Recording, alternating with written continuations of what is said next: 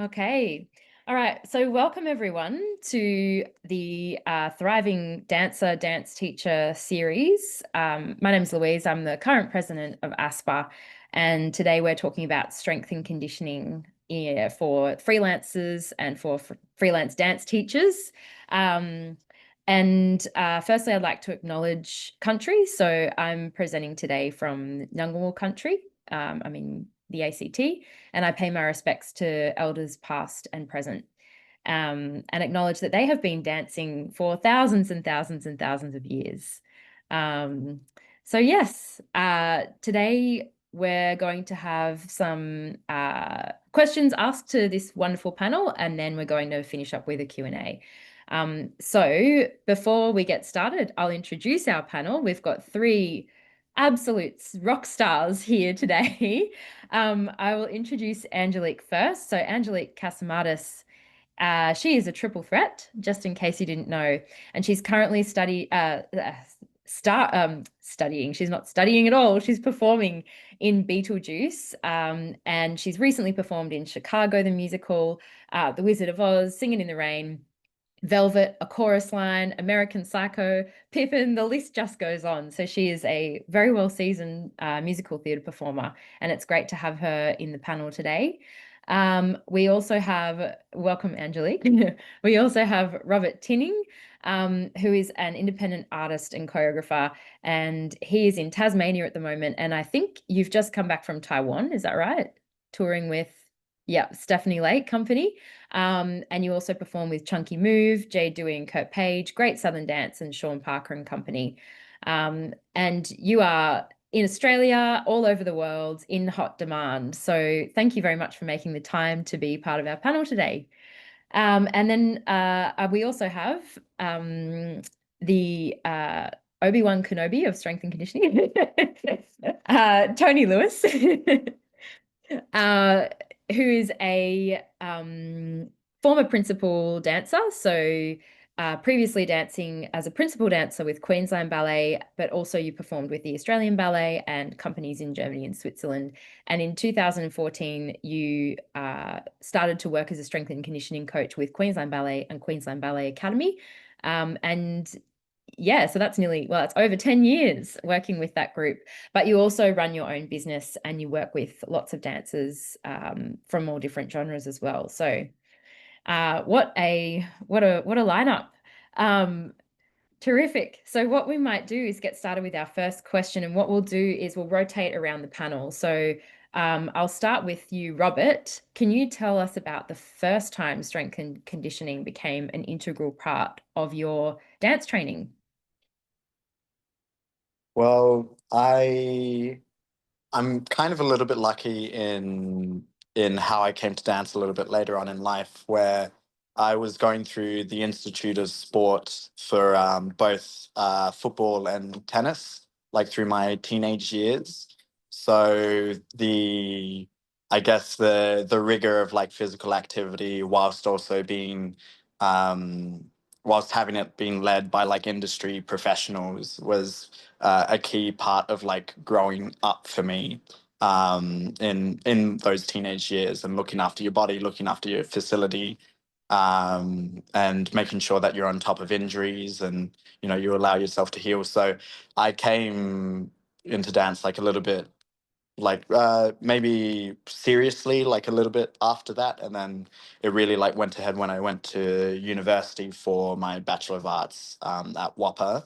And I was kind of quite surprised by just where the information and the practical application of like strength and conditioning was, and it wasn't quite to what I'd experienced in these other circles. So it ended up becoming quite like a major thing that I had to implement for myself whilst I was at university. And it did come to a head at times with like particular injuries where uh, uh, I felt at times like pressure was put on me to return to dancing on things, that I was just like an extra week off and I will never have to think about this again. And so that's actually kind of where it really came. It really became super important for me to implement for myself.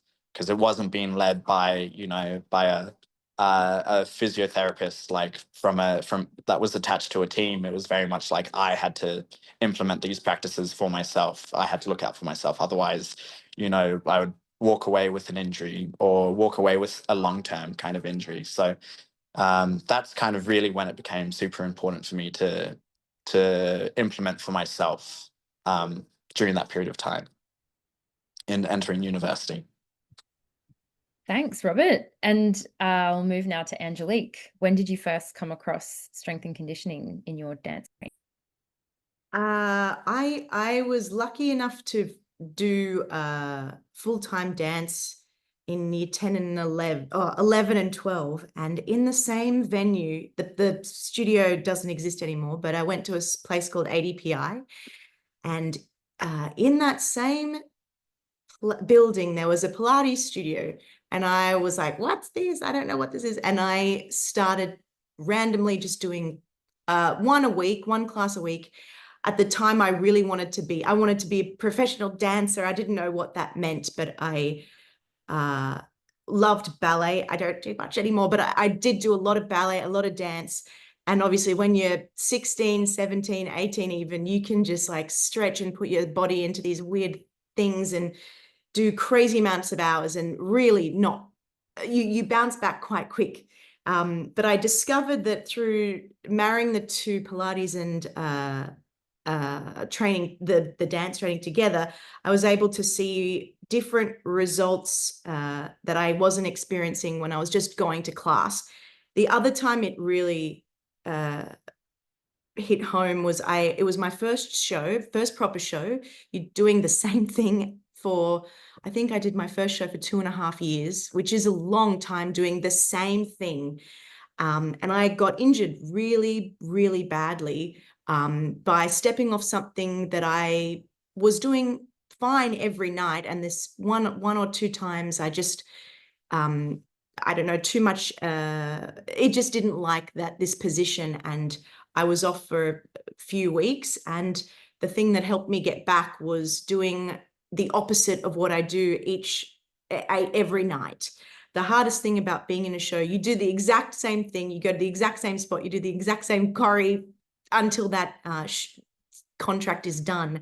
So through that show and that 2 years, I discovered Pilates again, and the importance of doing something outside of the show, but something that you can still be able to have the amount of energy to come to work, to still be able to use your voice and not overwork your neck muscles, and to still have the same amount of energy so you can get to the end of the 2.5-hour show without dying.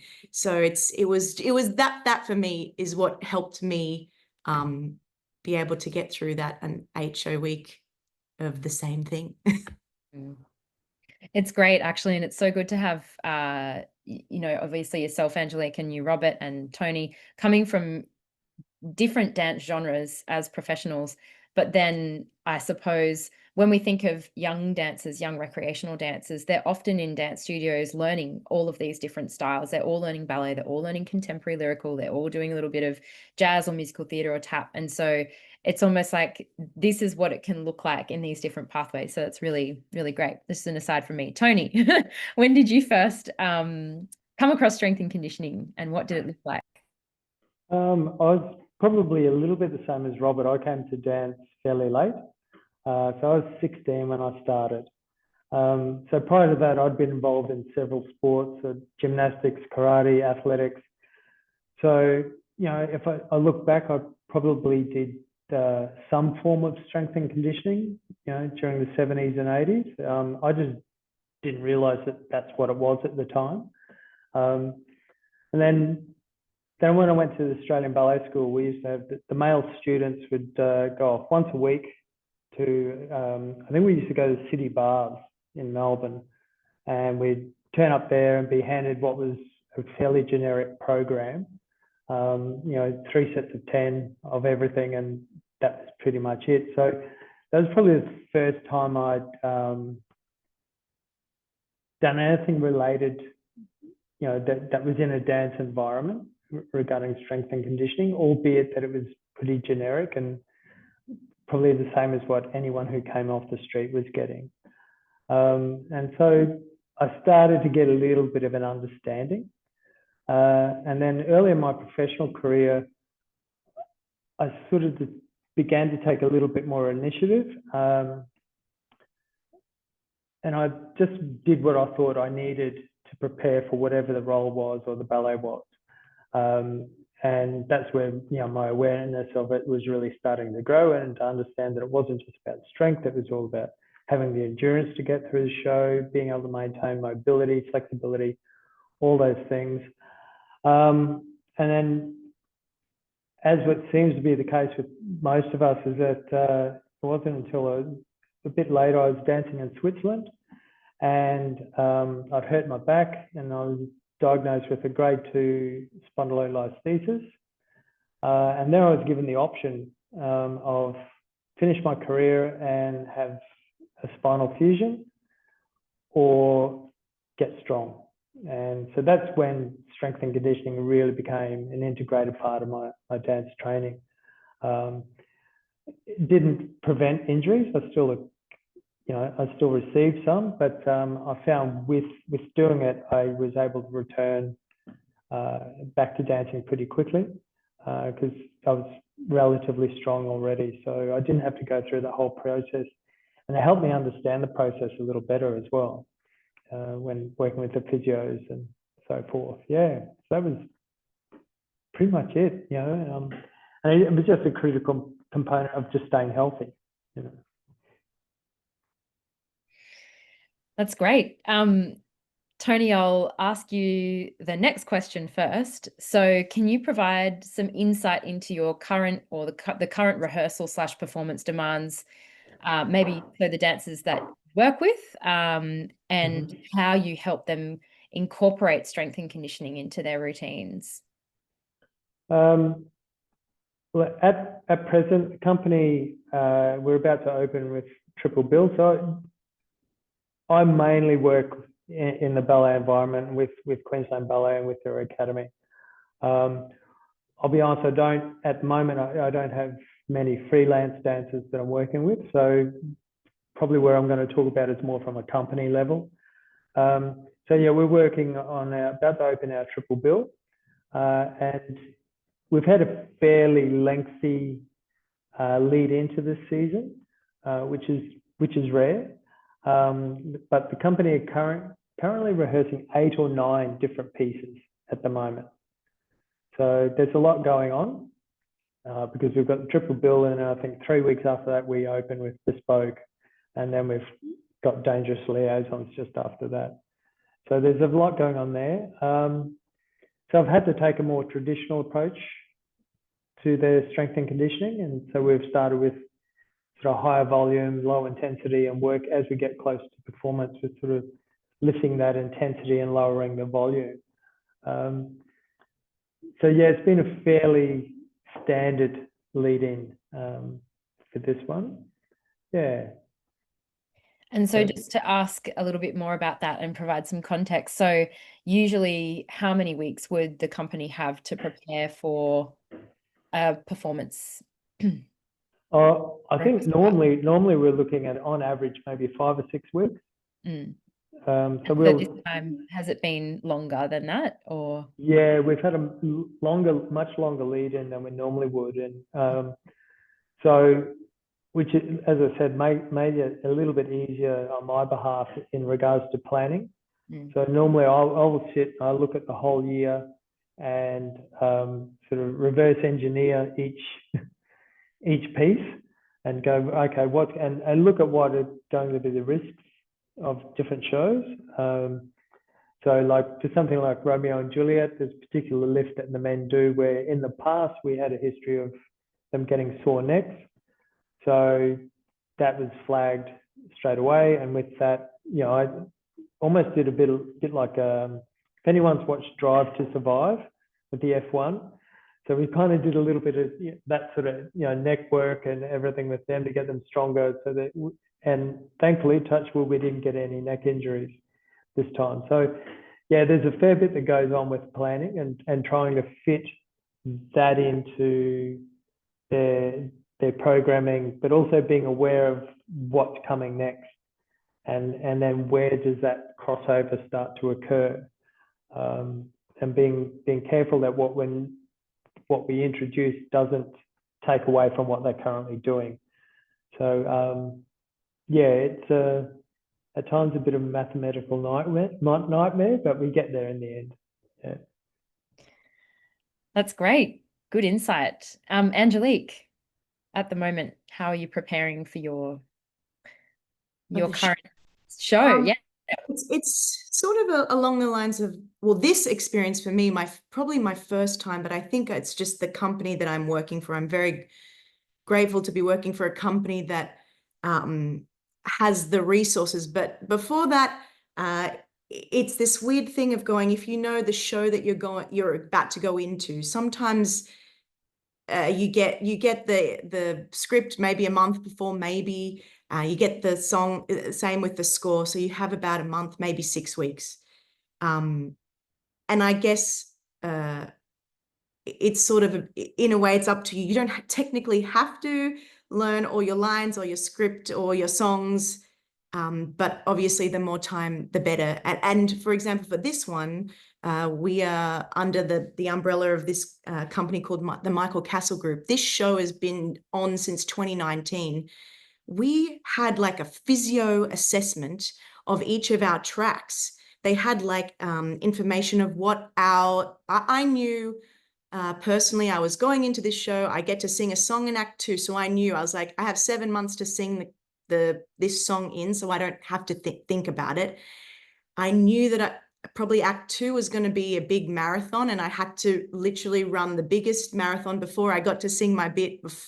Like I do this number called Beautiful Sound into my song. So I was like, I can't lose all my gas in that number. So basically, which was amazing, rewinding back, before we started, a couple of weeks before, we had a physio assessment. They tested all the things on our body that we might be using. I got told I'd be on my knees a lot, I'd be doing lots of lifts, and I had to be careful of my neck. And they just gave me a couple of like pointers and tips, just to maybe start leading up to it, as well as my normal personal practice, as well as me singing in the song that I had to sing in.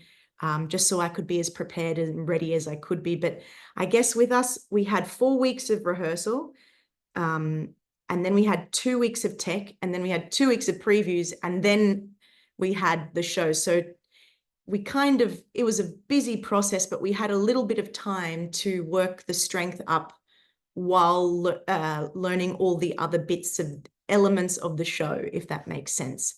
But this was my first time ever joining a show where every single person got given, your track is going to be like this. You do lots of acro. We suggest doing this, this, and this. It was amazing because we're on tour for quite a long time. So they're sort of setting us up with the best possible practice to keep us on stage there's moments where you will get an injury. It's just, you're tired.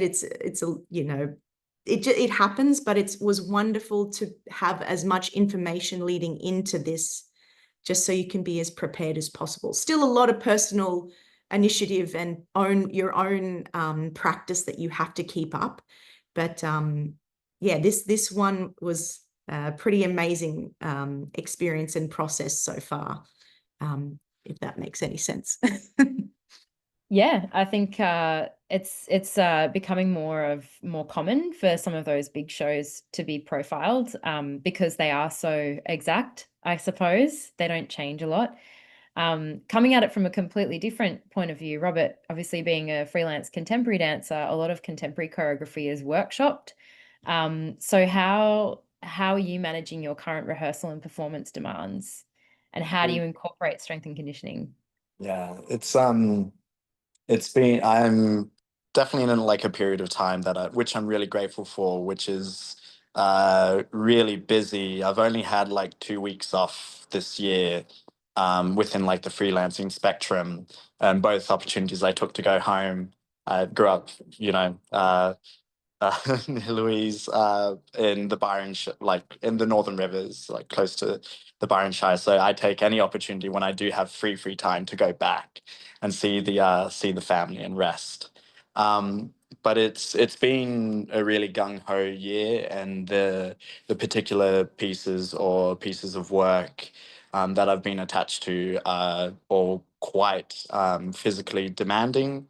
And it's kind of like three main ones at the moment. Two of them have been they were full like works that had kind of been finished being created and now are in their touring they're in their touring life.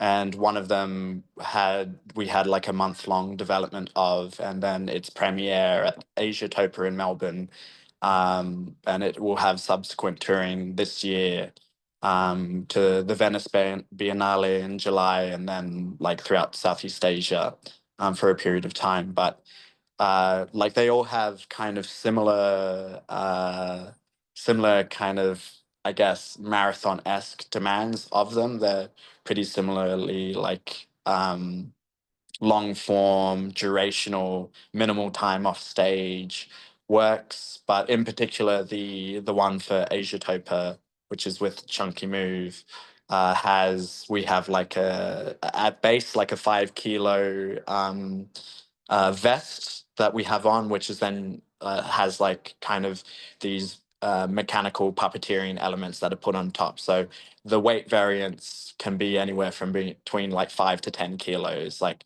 that you have on your body. And we had to rehearse in them because it just changes. Not having them on, you could move really freely, but as soon as we had them on, it changes the way that we could move. And we were so conscious of like how we had to support ourselves in how we moved as well with this weight on.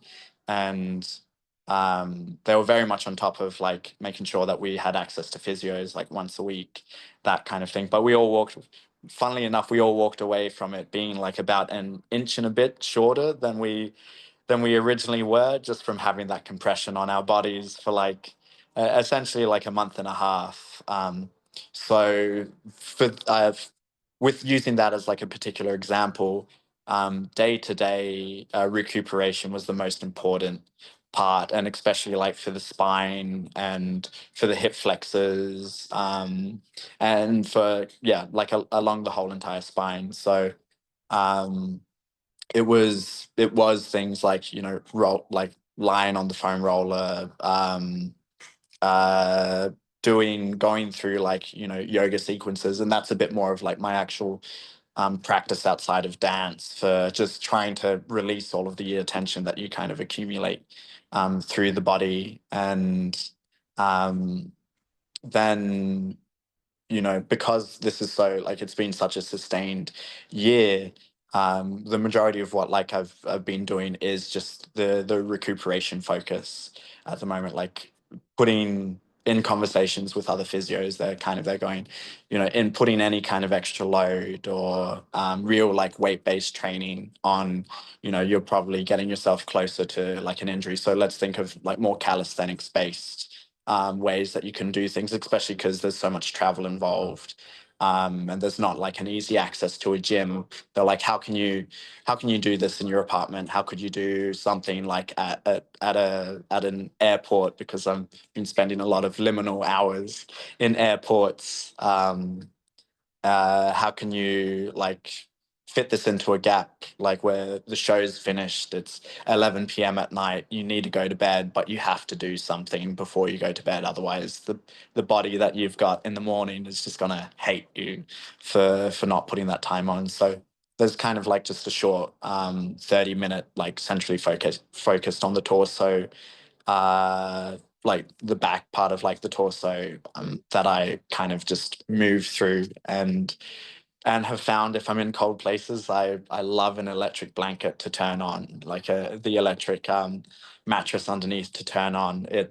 It's a lifesaver when you're in winter spaces, just having that heat pouring into your back whilst you're sleeping. And that tends to be where a lot of my actual niggles kind of stem from. And it's like a pathway from when I played tennis, and kind of the muscular development I went in playing it through puberty and the imbalance of the muscles, and being like a very strong like right-handed player and a double-handed backhander. And it's just been interesting transforming that back into like transforming it into a dance physique. So it's that interesting thing of like, with this job, with the jobs that I'm doing, just where the roots of like my physical practice came from, they're the things that are still kind of affecting me to this day, and that I have to work around with it. So at this point in time, it's quite, it's just, rest and recuperation is like the actual thing that I've had to focus on for my, the conditioning aspect, I should say, of the strength and conditioning, just because there is so much work, so much physical active work. So TheraBands, foam rollers, yeah, and the things beyond. Yeah. I hope that answered the question. No, this is really great. It's interesting actually, because you all three of you, now this is where it gets different. So, and you were speaking, Robert, about being a freelancer and not having actually a lot of downtime at all. So you're talking about being in a constant sort of state of maintenance, right? And then Angelique, you were speaking about the maintenance being important once the show is open, but in the lead up to the show, having that information about the show and doing some preparation. And that was similar to Tony. So having a little bit of information about the choreography in the show and being able to prepare yourself.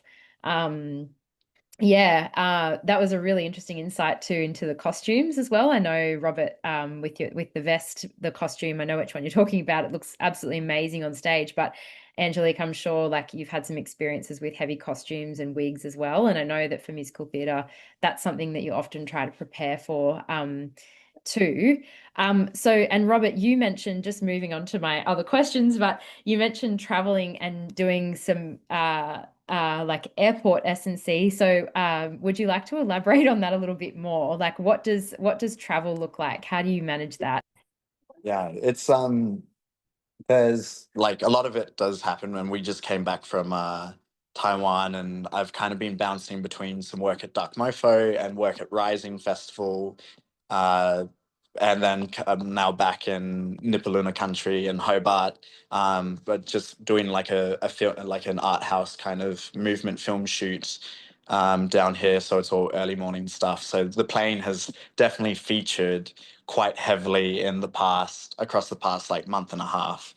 And it has like featured, and again, like lucky that it's like this amount of work is happening for myself, especially in like in the freelancing space, like travel and long form travel with European tours, or your tours to the States do occur. And again, because I feel things quite a lot in my back, plane flights, like I can sleep really easily, but I really do feel that travel coming out of it. And I've actually had kind of like my physio, when I was spending time with the Australasian Dance Collective for a contract, kind of point out that my like kind of the front neck muscles, like the mastoids, are really weak from just like sustained amounts of time just sitting and trying to hold it up like whilst asleep on planes. So I've had like a whole kind of routine that they've given me with, a tennis ball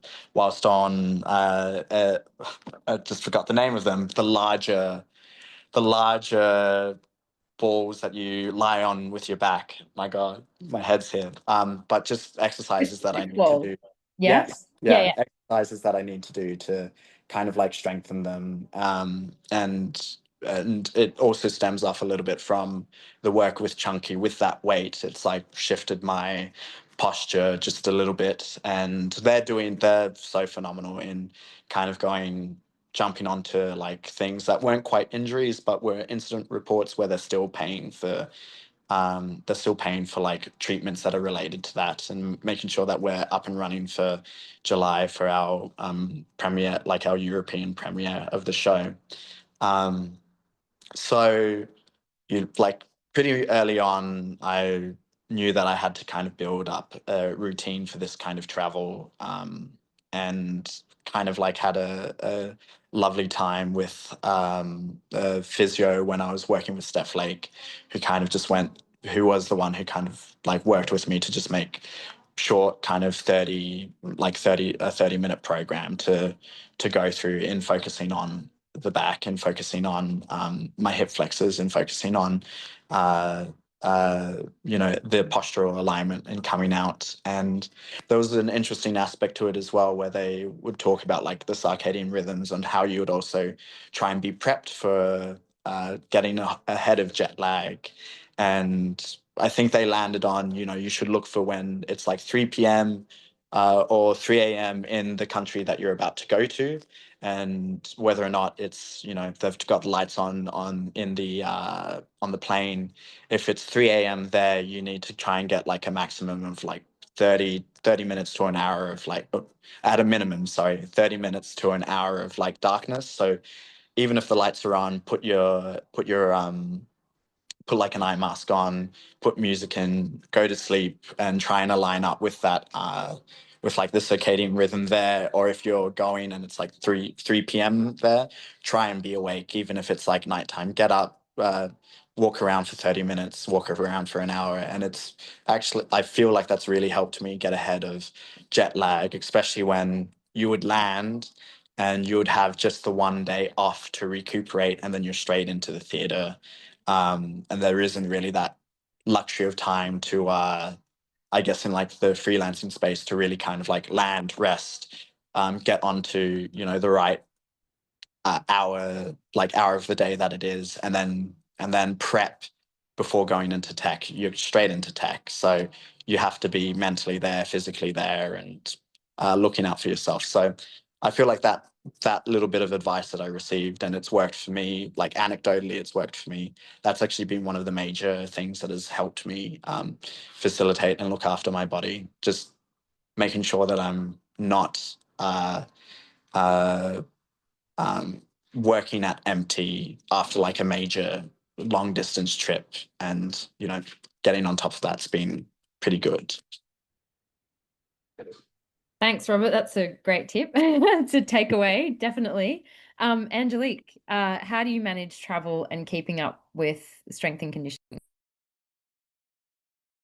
I don't think I've really mastered it, to be honest, but it really is sort of what is it Robert was saying about, it's just a personal, you have to do it. It's a bummer, but you just have to figure it out yourself, or go to someone to set you up a little like mat work or a program, or take all your, in the last half of this year into early 2026, we're doing a few weeks in Abu Dhabi, then we go to Singapore, and I'm sure there'll be a gym in the place that we're staying at, but I'll be taking my whatever I can, like my TheraBands, my release balls, my all the things, so that I can just do just enough. It's almost like you don't need to do a full-on class beforehand. It's just something to turn on all the muscles so that they're working evenly before you get into the theatre. I'm not sure what it's like in the ballet world or the contemporary world, but we don't get a full-on company class. It's up to you. We get maybe 15 minutes, and most of that time, this show in particular, we have a lot of lifts, a lot of like throwing, people do flips off tables, and there's a lot of prep that we have to do beforehand. So our warm-up goes from, we get 15-20 minutes to 10 minutes, like one song for a warm-up and one song for a vocal warm, like 1 minute for a vocal warm-up, which is nothing. So, and the rest goes to a thing called a lift call, so that we do it most days a week so that no one's getting injured. So it is just taking that time to this show is a lot of like squats and jumps and like kneeling in the, like lots of floor work. So it's like, are my glutes on? Have I got my hammies on? Have I released this? Is my neck working? Are my lats on? It's very boring, but it's just having a 30-minute, 20-minute, 30-minute program that you do just to activate everything, so that you're ready for the show before you start warm up. I'm lucky with this one. I don't really get an interval, but I get my intervals at the start of the show. So I do my warm up before I come in, and then I do a bit of a vocal warm up in the car, or if I'm overseas, it'll be in the hotel, just a very light one. And then I get it like a good 20 minutes. Because I don't sing until Act 2, I do my full on while I'm warm. After I've got my body warm from the first couple of numbers, I do my proper belt, more heavy duty warm up vocally in that 20 minutes.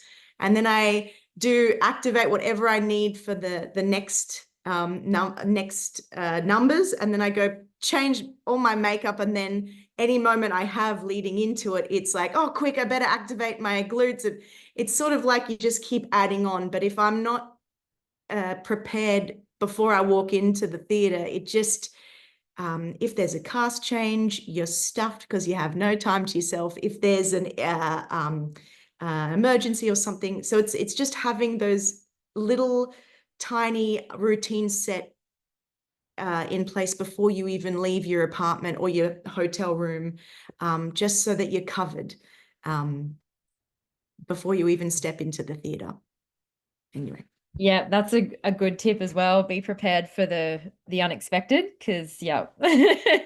Tony, so how do you help dancers manage travel and keep up with their S&C programs? I've had a few of late over the last couple of years that have gone over and done like the audition tours and so forth in Europe. So I get them to put together a little kit bag of things that they can take. And we try and keep it fairly cheap. So within that bag, I get them to have a skipping rope.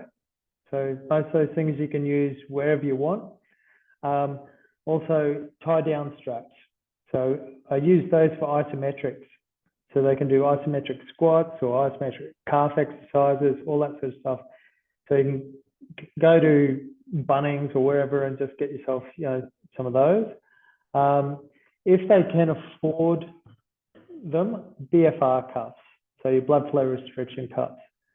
It's something that I get them to use. You can warm up quickly using those, and there's lots of other benefits, and there's heaps of people out there that are far smarter than me around using cuffs, but yeah, there's lots of information around that. And same thing, TheraBands, different strength bands and micro bands, and of course, a ball or a small roller just for release work, So yeah, and give them a little program, and they just adapt to that wherever they are, whether they're in a youth hostel or on a train or wherever. I can just imagine using blood flow restriction cuffs on a train.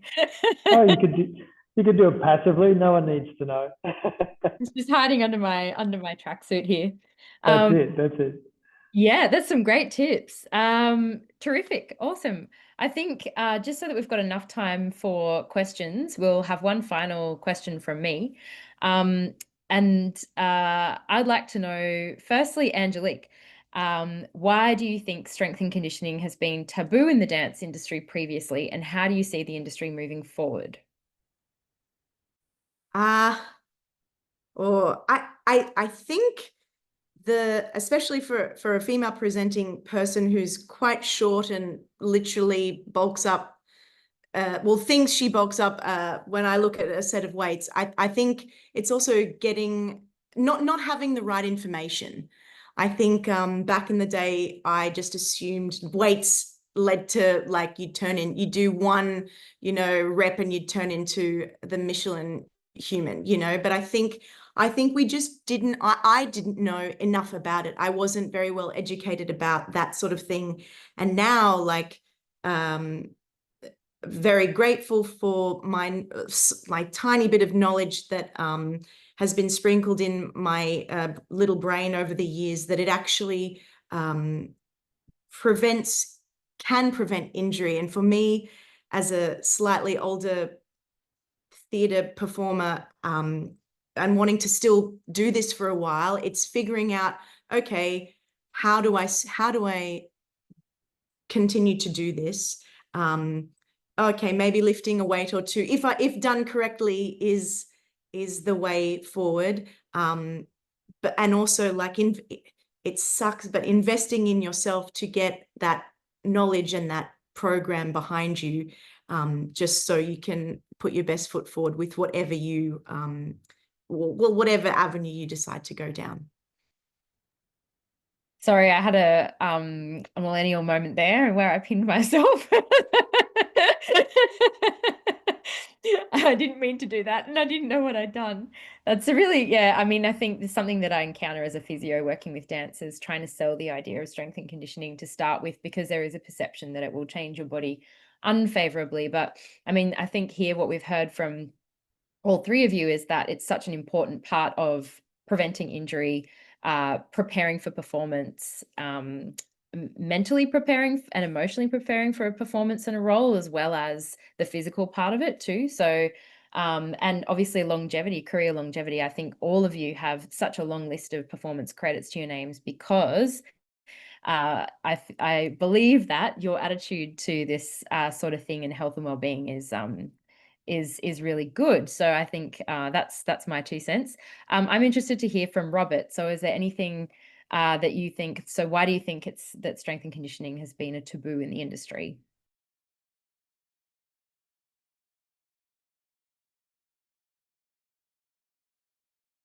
Robert, you're on mute. There we go. I've Yeah. had a I've had a few experiences, and I feel like some of it's kind of the generational, like the change in like the generational climate, but also some of it's bureaucratic. It's like from funding mechanisms and those pressures that are put on top of people, for like how long you can actually employ, like fund people and give them a wage for when you're creating a work. How much time do you actually have to prep for it? Can you spare that money for them to get ready prior to your show? And in practice with particularly some of the, like, I'm not going to name names, but I have worked for people who've, like for me, they've lauded the times that they've performed in high for companies and for like high end artists and pop artists. They've lauded the times where they've performed on an injury or on particular types of injuries, and that they did this in the show, but they just kept on going, and they kind of said it. And I feel like it is a little bit of a generational thing where like, wow, wasn't that amazing? Or, you know, it was amazing that I did that. Or it showed my my grit and my tenacity and love for the job. Whereas I look at that and I kind of go, especially with like where they are now with their bodies and facilities, I'm like, I'm not surprised that you can't move anymore. You can't move and you can't engage with the art form, well, the art form that I'm in, that they were in and that we were in anymore in a physical kind of way, because they've destroyed their bodies. And to them, that was a positive, that was something to positively pass along to other people and to like my generation of dancers and other generations of like artists above and below, because they were in positions to, I guess, shape opinion as lecturers or as choreographers or as artistic directors and pass that kind of information along. And I feel like a little bit of I would just see that and I'd kind of go, I want my career, I want to be able to move until I'm like 60, 70 years old, and that's not the way to do it. So I think there is still at times that information being passed down in like a top-down sense, sorry, from those who haven't had the opportunity to engage with strength and conditioning in the way that we've managed to, like this panel and maybe our Zoomies have. And like I still feel, because of like those people are in leadership positions, and there's a little bit of that with we went through these things and we did these things and came out and now we performed on them. Why aren't you? Like, why, like, we've done this, so why you've had that injury just briefly before the show. The pressure sometimes is put on the freelancer to perform. And, you know, maybe it's a combination of, maybe it's that side, maybe it is that thing of, well, you know, we've only got this amount of money bureaucratically or like financially to put the show on. Does the show still work? If somebody goes down, the pressure of like re-choreographing, re-changing, remounting becomes quite an issue, I guess, in like in the independent scene at least.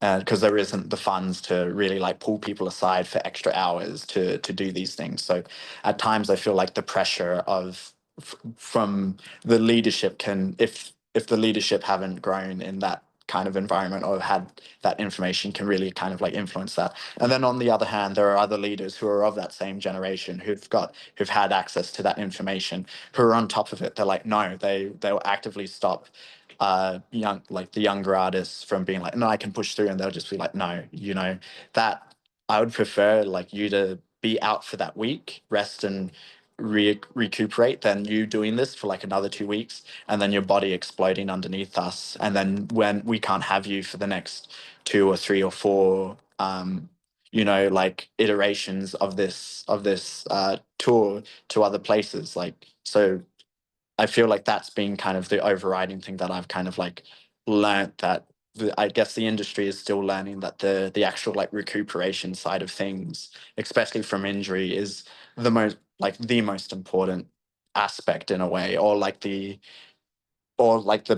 as well as like making sure you don't get those injuries by like prepping your body as well. But I really see that disconnect. It's kind of almost like a 50-50 split of like people who kind of go, no, push because it shows your grit, and the others who are like, well, no, we've taken the time to learn and we actually want you to have long careers.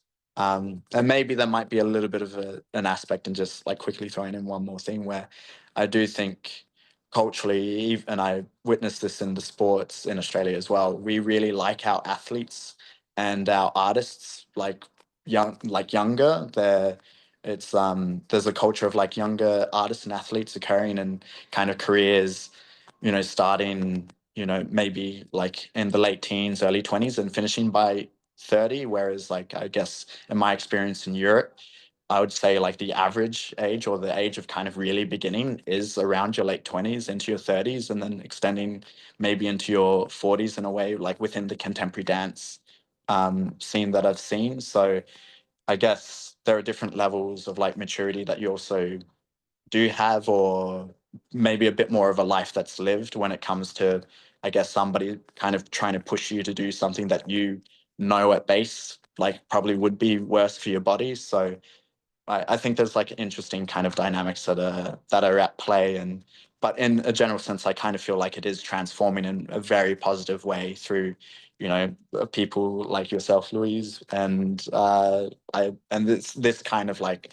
dialogue that also occurs for artists to like connect and come through and learn about what they should really be doing with their bodies. Thanks, Robert. I think that was a very insightful comment, and just, yeah, the attitudes from leadership will be different too, I suppose, as you're a freelancer, like encountering and managing those attitudes and funding. Everyone in the arts is probably feeling that at the moment as well. Tony, I mean, you've experienced quite a lot in terms of years, and I mean that in a good way, but what have you noticed change, and what do you think some of the things that are still taboo that might change around strength and conditioning? Yeah, look, I think that whole around it being taboo, I think that's a lot of it's come down to there being long-standing aesthetic traditions, especially in classical forms like ballet, you know, which has always emphasised a certain physique, you know, and I don't think there's been a complete understanding of how long lines and lean muscles and everything, and that appearance, how it can be attained and sustained. So, touching on what both Robert and Angelique have said, there's been a lack of education around how strength and conditioning can be tailored specifically for dancers. And for a long time, there's been all the myths and misconceptions that strength training, particularly with weights, would make dancers bulky, as Angelique was saying, and make them less flexible, and they'll lose mobility and somehow interfere with their artistry. I've heard that one a few times as well, which I don't understand how that affects you as an artist. And that there's still, in some circles, still that belief that true dance technique alone is all you need to thrive. But I do think we're in a very different place now. Dance industry starting to recognise that dancers are not just artists; they're high performance athletes. We've seen a big shift toward evidence-based approaches, driven by dance science. And I know you've played a big part in that, Louise. Physical therapy and sports performance fields, have all sort of looked into it. And, there's more programs that are introducing cross-training, conditioning and injury prevention as core components of dancers' education. So I think we're also seeing younger, smarter dancers now. I get to work a lot with teenagers, and they're pretty switched on about what's happening with their bodies. So they really embrace the strength work, and they see it as a tool to support their technique and extend their careers. There's a growing awareness that strength and conditioning doesn't take away from artistry; it supports it. And moving forward, I see the industry continuing to shift towards a more integrated model, where conditioning is not just accepted but expected. And that's a good thing, not just for performance quality, but for dancer health, resilience, and longevity. I think we're moving in the right direction. It's like anything. I think we'd all agree in this industry it takes time. But I think as long as we continue just to put one foot in front of the other, we'll get to where we need to be. But it's a lot of it's about educating. I think also having conversations like this can really help as well. I think sharing, the knowledge and the understanding that's had by performers who are out there doing what a lot of young dancers aspire to do, I think is really important. It's important messaging for dance teachers who are trying to motivate their students. It's important for for other health practitioners working in this space to hear what the pros do, because nothing sells a treatment like saying, well, the dancers in Beetlejuice, or the dancers in Chunky Move, or the dancers at Queensland Ballet, they do this, they have a plunge pool, this is what they do for their recovery. So it really helps sell a treatment from a therapist perspective. So we've got only a few minutes left, but maybe some time for a bit of Q&A, if there's maybe a couple of questions from the audience. And what I'll do now is stop the recording before we ask those questions. And I will also just let you know about two other thriving dance teacher, freelance dancer webinars that we have coming up just at the end of this recording. So in August, we're going to be talking about the thriving dance teacher from a holistic perspective. And then October, September, we're doing a financial wellbeing talk as well. So just if you're looking at this later on, so that you can keep an eye out for that in 2025.